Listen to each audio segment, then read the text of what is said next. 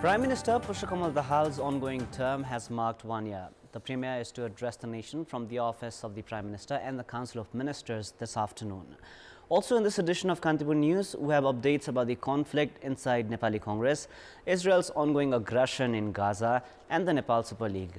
Good morning, I'm Prarambha. Let's begin with the main stories. Kirat community celebrating Udi Festival today with much fervor by worshipping Mother Nature. Newar community also celebrating Yamari Puni by making and eating Newari delicacy Yamari. Prime Minister Pushpa Kamal Dahal completes first year as the executive head of the country in the ongoing term. Analysts criticize the government for over-promising and under-delivering. Israeli Prime Minister Benjamin Netanyahu meets with soldiers in northern Gaza, says they are not stopping and the war will continue until the end. And defending champions Kathmandu Razors take on Lalitpur City FC in the eliminator of the Nepal Super League today. Winners to take on Pokhara for a place in the tournament final. The Kirat community is celebrating Udi Festival today with much fervor and fanfare by worshipping Mother Nature. Kirats are celebrating the festival today by expressing their gratitude to Mother Nature for providing them good harvest. According to Kirati belief, the winter season starts from today and carols and birds migrate to lower altitudes because of cold weather. The Udi festival is also mentioned in the holy book of Kiratis called Mundum, in which migration of birds is described. According to the holy book, there are two phases in a year, Ubhauli and Udhauli. The Ubhauli festival is celebrated by the Kiratis during the month of May. The government has declared a public holiday on the occasion of the Udi festival. Meanwhile, the Newar community is celebrating the Yamari Puni festival today itself. The festival marks the end of rice harvest and is also called Dhanya Purnima. The Newars celebrate Yamari Puni on the full moon day today by making and eating Newari delicacy called Yamari. The farmers of the Newar community also celebrate the day as Japu Day. Now, three major parties have reached an agreement to conclude the bill related to transitional justice on the basis of consensus. Senior leaders of Nepali Congress, CPN-UML and CPN-Maoist Center had held discussions regarding the conclusion of the bill at the official residence of the Prime Minister in Balutar yesterday. According to UML Whip Mohes Parthola, another round of discussion is to be held among the top brass leaders before endorsing the bill through the winter session. The meeting was also attended by CPN-Maoist Center chairperson and Prime Minister Pushpa Kamal Dahal, Nepali Congress President Sher Bahadur Dewa and CPN-UML chairperson KP Sharma Oli. Leaders of the three major parties are in regular talks regarding the bills of the Commission of Investigation on Enforced Disappeared Persons and the Truth and Reconciliation Commission. Prime Minister Pushpa Kamal Dahal has made preparations to address the nation today as his ongoing term has marked 1 year. Dahal is to address the nation from the office of the Prime Minister and the Council of Ministers in Singhadarbar at 3 p.m. this afternoon. According to Prime Minister Dahal's secretariat, he is to address the nation in the presence of the members of the Council of Ministers, Chief Secretary and Secretaries. Dahal was appointed the Prime Minister with the support of CPN-UML, Rashtriya Swatantra Party, Rashtriya Prajatantra Party, Janata Samajwadi Party and other fringe parties on December 25 last year. After breaking the alliance involving CPN-UML 2 months later, Dahal has been leading the government with the support of parties including Nepali Congress, which is also the largest party of the House of Representatives. Prime Minister Pushpa Kamal Dahal's government has completed the first year of its 5-year term. When assuming office last year, the Premier did not hesitate in airing commitments to improve social security, good governance and the economy. However, the Prime Minister himself is dissatisfied over the performance of the government. The Premier had suggested this was the last time for him to prove his use to the public. In the first 2 months, the Prime Minister changed the ruling political equation as he ditched CPN-UML and joined hands with Nepali Congress. Although the government managed to initiate probes into the Lalita Niwas land grab scam, fake Bhutanese refugee scam and gold smuggling scandals, the country's internal economic indicators remain feeble and the issue related to passports and driving licenses, among others, remain unchanged despite glossy announcement as more than 1 million are still awaiting for their driving licenses. The Prime Minister in his first year also courted controversy by airing statements at public platforms regarding his relationships with foreign nationals and their role in his appointment. This had resulted in disruptions of the parliament sessions.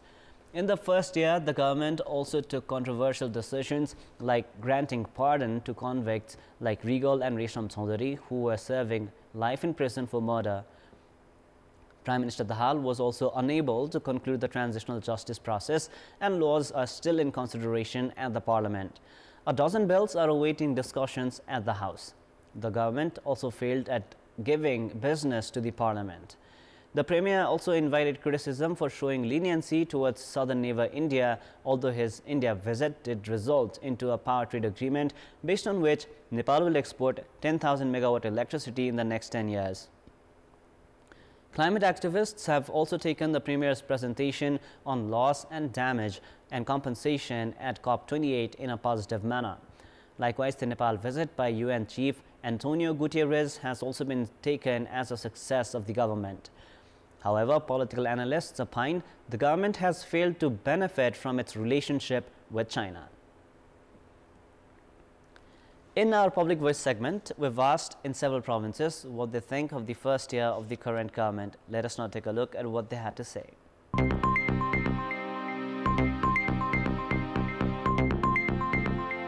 70% कार्य सरकारले राम्रो गरेको छ त्यसको प्रचार गर्न सकेको छैन 30% गर्न आफ्नो नातागोताले गर्दाखेरि 30% को हल्लाखोरले गर्दाखेरि 70% काम नदेखेको मात्रै हो प्रधानमन्त्री हुने बेला त्यहाँले युवाहरूलाई पूर्ण रूपमा रोजगारी दिन्छु भनेर भन्नु भएको थियो त्यो अहिले सम्म दिन सक्नु भएको छैन जनताको सँग सरकार कुनै पनि कार्यक्रमहरु उहाँहरुले ल्याउन सक्नु भएको छैन उद्योगपतिहरु सबै पीडित छन् जुन सुरुवात हुन्छ नि तपाईको राम्रो हुने त्यो लक्षण त देखिएन महंगाई त बढिरा छ यहाँ भन्दा भ्रष्ट सरकार कुनै पनि छैन विकासको काम भएको देखिन्छ भ्रष्टाचार र महँगीमा काम गर्नको लागि पूर्ण असफल भएको महसुस मैले गरे आफ्नो पार्टी र आफ्नो चाहिँ कार्यकर्ताको निम्ति चाहिँ त भा होला आफ्नै परिवारको निम्ति र अरु जनताको निम्ति केही एउटा माखो मारेको छ हाम्रो देशमा आर्थिक अवस्था पनि सुध्रिएको छैन युवाहरू विदेश पलायन भइरहेको छ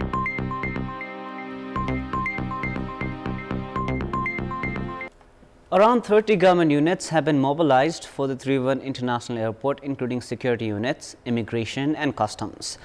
However, in the past year, several criminal activities to the airport have come to the fore, raising serious questions on the state mechanism. And the involvement of airport officials in these incidents has made the matters worse. A lack of coordination and support between these entities have also been reported, as the Customs Department has stated that the Civil Aviation Authority of Nepal did not support with the investigation of the 14-kilogram gold smuggling. The department says the authority did not provide it with the required CCTV footage even when the airport staff were alleged of involvement. The department has added the authority also did not provide detail on how the 24,000 passes to the airport are being used and has concluded there is a need to reform the airport security mechanism.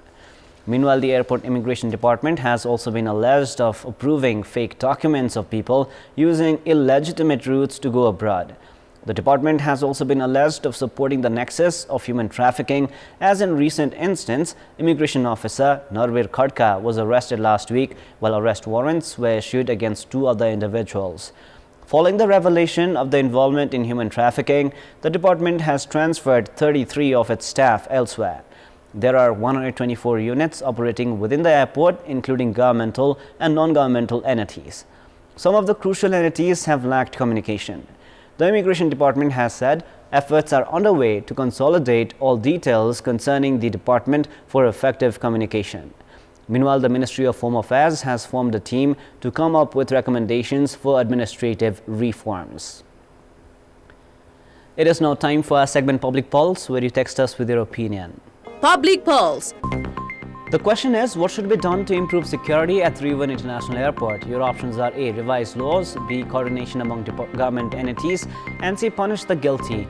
The voting is on. Type NEWS, select your option A, B or C and send it to 34001 to share your opinion with us. The number of coronavirus cases has been increasing in neighboring India, with the new subvariant JN.1. The health ministry back home has said the subvariant is yet to be detected, but experts have urged for caution considering the rising number of cases in India. In the past 24 hours, 628 have tested positive in India, while one person infected with the virus has died. 63 of the newly infected have the new subvariant. Most of the cases have been reported from Goa, Maharashtra, Karnataka, Kerala, Telangana and Tamil Nadu. Going by previous trends, experts warn the new subvariant might be reported in Nepal in the next 2 weeks to 1 month period. The JN.1 subvariant was first detected in the United States last September, and the World Health Organization had categorized it as a variant of interest. Health experts say, although it is not lethal, people with chronic illnesses and those with weak immune system must adopt maximum caution. Experts have also urged people to get the COVID vaccines. The Ministry of Health and Population has said caution has been adopted at the bordering regions and that it is ready if the subvariant is detected in the country. Based on the government data, no COVID cases have been reported in the country in recent time, but the bordering regions have begun reporting a few positive cases. The government says 83% of the population have taken the first dose of COVID vaccines and 83.5% have taken both the doses. However, just around 11 million people have received the booster dose. Time now for the international news.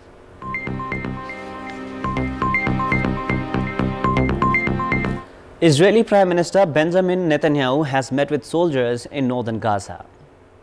Netanyahu, accompanied by Deputy Chief of Staff Major General Amir Baram, spoke with soldiers and commanders and pledged to continue to fight until the end. Netanyahu said that they were not stopping and the war will continue until the end. Hamas and smaller militant ally Islamic Jihad, both sworn to Israel's destruction, are believed to be holding more than 100 hostages from among 240 they captured during their October 7 rampage through Israeli towns when they killed 1,200 people. Since then, Israel has besieged the narrow Gaza Strip and laid much of it to waste. According to authorities in Hamas-ruled Gaza yesterday, nearly 20,700 people have been killed by Israeli airstrikes, including 250 in the last 24 hours. Thousands more are believed to be dead under the rubble.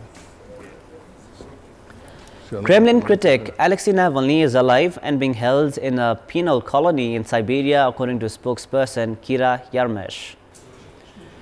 His team had had no contact with him since 6th of December after he was moved from a previous prison. Navalny, considered one of Vladimir Putin's leading opponents, has been imprisoned since 2021. Yarmysh said he had been moved to the IK3 penal colony in Karp in the Yamalo-Nenets autonomous district in northern Russia. He had previously been held in Melikovo, 235 kilometers east of Moscow. The United States said that while it welcomed reports that Navalny had been located, it remained deeply concerned about his well-being and conditions of detention. The new prison, nicknamed the Polar Wolf Colony, is considered one of the toughest in Russia. Most detainees held there have been convicted of serious crimes. Yarmysh said Russian authorities were intent on isolating Navalny and trying to make his life as unbearable as possible. Navalny's aide Ivan Zadov said that Navalny's move demonstrated how the system deals with political prisoners, trying to isolate and suppress them. His team had grown increasingly worried after he failed to appear at several court hearings. Navalny made his name as a campaigner against corruption, gathering millions of views for his video investigations. A charismatic campaigner, he seemed to be the only Russian opposition leader capable of mobilizing people in large numbers across Russia to take part in anti-government protests. But in 2020, he was poisoned in Siberia by what Western laboratories later confirmed to be a nerve agent. He was treated abroad. On returning to Russia in 2021, he was immediately arrested. Migrants in the south of Mexico made their way yesterday through the state of Chiapas after setting off in a US-bound caravan. The group, which included citizens of Central America and the Caribbean, walked on the side of roads and under the sun to the town of Huilta. Some carried children in their arms to avoid being left behind. Local authorities had estimated that the average number of people per day was around 8,000. Top U.S. officials, including Secretary of State Antony Blinken and Homeland Security Chief Alejandro Mayorkas, will visit Mexico tomorrow, as the Mexican government pledged to help the United States cope with record numbers of people trying to reach the border. According to United Nations, migrants are heading to the U.S. to escape violence, economic distress, and negative impacts of climate change. The number crossing the perilous Darien Gap straddling Colombia and Central America has topped 500,000 this year, double last year's record. Tens of thousands of Ahir women dressed in orange saris danced in huge concentric circles in Dwarka in India's western Gujarat state in a celebration of Lord Krishna. Drone footage showcased the extraordinary display known as the Maharas or Great Ras is a message of peace and harmony performed by around 37,000 women in an explosion of color against the golden sand. Dwarka, the ancient coastal city of Gujarat, is believed to be the site of the Hindu deity Lord Krishna's kingdom. The Ras dance is believed to be 5,000 years old.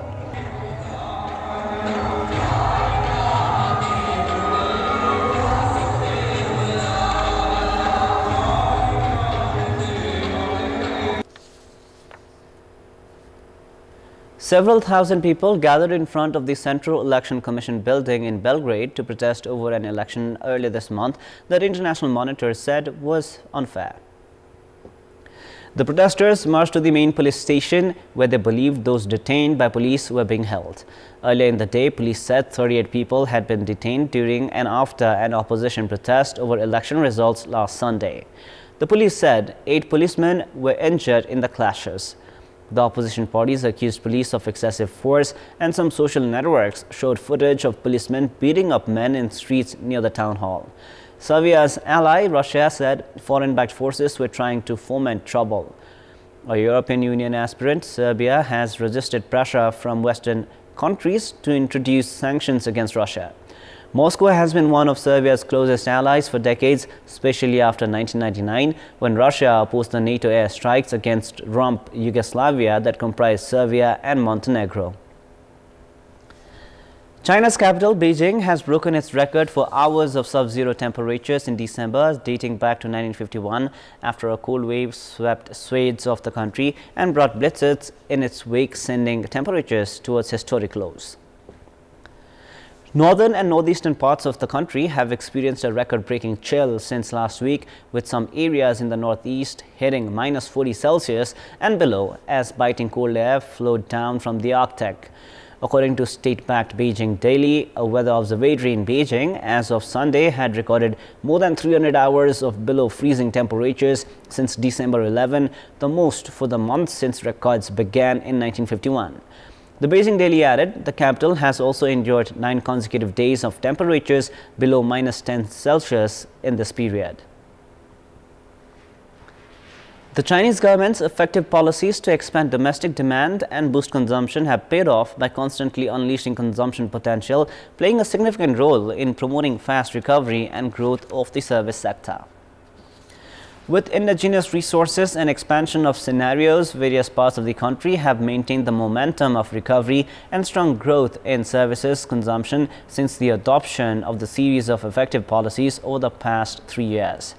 East China's Jiangxi province has designed more than 20 bird watching routes for the 3rd Pyongyang Lake International Bird Watching Season, which opened on 10th of December and attracted more than 2 million tourists within 2 weeks, with the tourism revenue expected to reach over 500 million yuan, which is around $70 million US. With the introduction of photography service amid traveling at tourist attractions, Harbin, the capital city of Heilongjiang province in northeast China, famous for its ice and snow tourism, has also seen surges in consumptions of related goods and services. As a result of implementation of the effective policies, China's index of services production has kept going up month by month since July, rising by 9.3% year-on-year in November, with that of accommodation and catering going up 30.6% year-on-year. According to official statistics, China's retail sales of services went up by 19.5% year-on-year in the first 11 months of 2023. Time now for the sports news. Sports news. Defending champions Kathmandu Razors take on Lalitpur City FC in the eliminator of the Nepal Super League NSL today. The Valley Derby, which will be played at the Dashrath Stadium, will kick off at 5:30 p.m. this evening. As the win will book the spot for second qualifier against Pokhara Thunders for a place in the tournament final against Dhangari FC, both teams will be aiming to do their best. Defending champions Kathmandu had earned their place in the playoffs after a 1-0 win over Lalitpur City in their last league stage match. Kathmandu had finished the league stage in third position with 3 wins and 3 draws in 8 matches. Meanwhile, Lalitpur had remained unbeaten in the first 6 matches and lost the following 2 matches before finishing 4th. Coaches and captains of both teams have claimed that their team would reach the final and lift the tournament. Yesterday, Dhangari FC came back from behind twice and then secured a 4-3 win in penalties against Pokhara Thunders to seal their place in the tournament final for the second time. That is all for the moment. Our next English bulletin airs at 6 p.m. Thank you for staying with us. Have a beautiful day ahead.